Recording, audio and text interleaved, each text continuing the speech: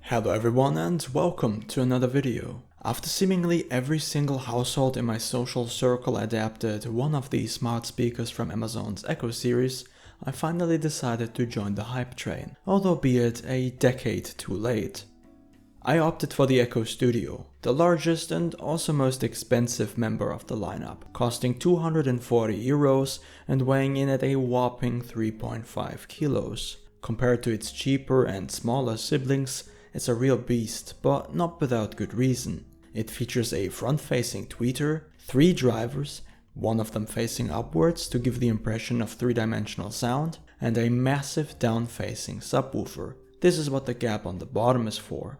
On top it has volume controls, a multifunction button, and a practical microphone mute button. Speaking of microphones, the Echo Studio has 7 of them, all situated around this circular LED indicator. Controlling the device using voice commands functions well, just like you would expect from an Echo speaker.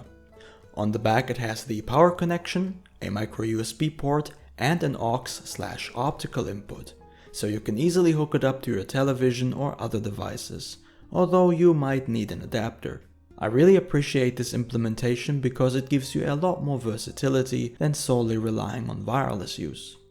The initial setup with the Amazon app was easy enough, and after the device automatically fine-tuned the acoustics to my living room, I was ready to play some music.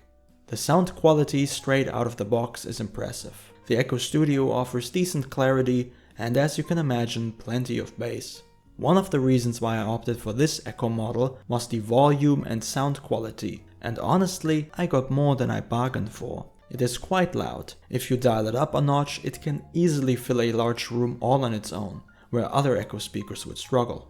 I would go as far as to say that for smaller rooms, it's a bit overkill. For a desk setup or a small bedroom, the Echo 4th Gen might be a better alternative, cause it too offers a really good sound and doesn't occupy as much space. It's also cheaper. But if you want a big self-contained sound system that packs a punch, the Echo Studio will be more appealing to you.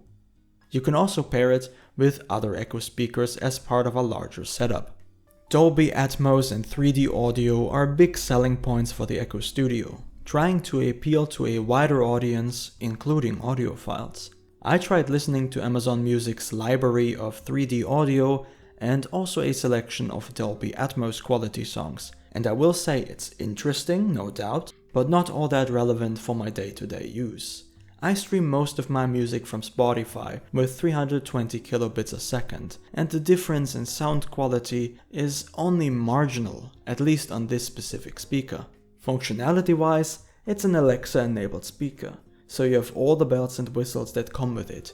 You can set timers, make a shopping list, make simple Google searches, these sort of tasks. Unfortunately, as far as I know, Alexa doesn't support chain commands. For instance, you cannot set 2 alarms at once. You have to set up one, then the other, with the wake word in between, which is a bit unfortunate. Before we wrap it all up in a verdict, here is a little sound demo. Please keep in mind that this is not a replacement for hearing the speakers with your own ears. The sound will be filtered by a microphone, YouTube's compression, and also your headphones or speakers. So take this with a grain of salt.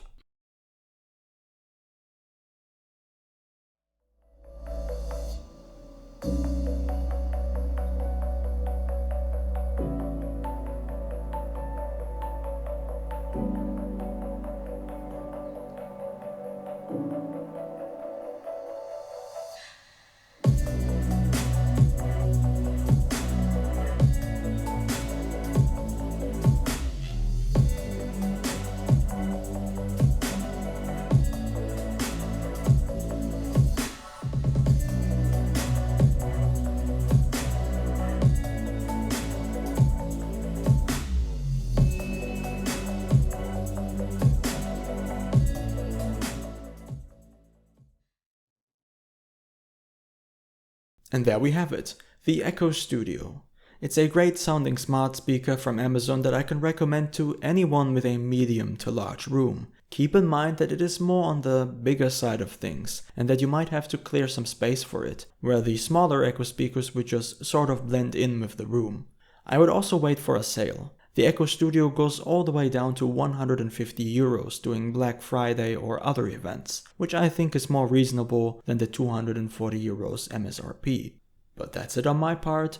If you have any questions or simply want to share your opinion, please leave a comment below. Thank you very much for watching, and of course, have a wonderful day.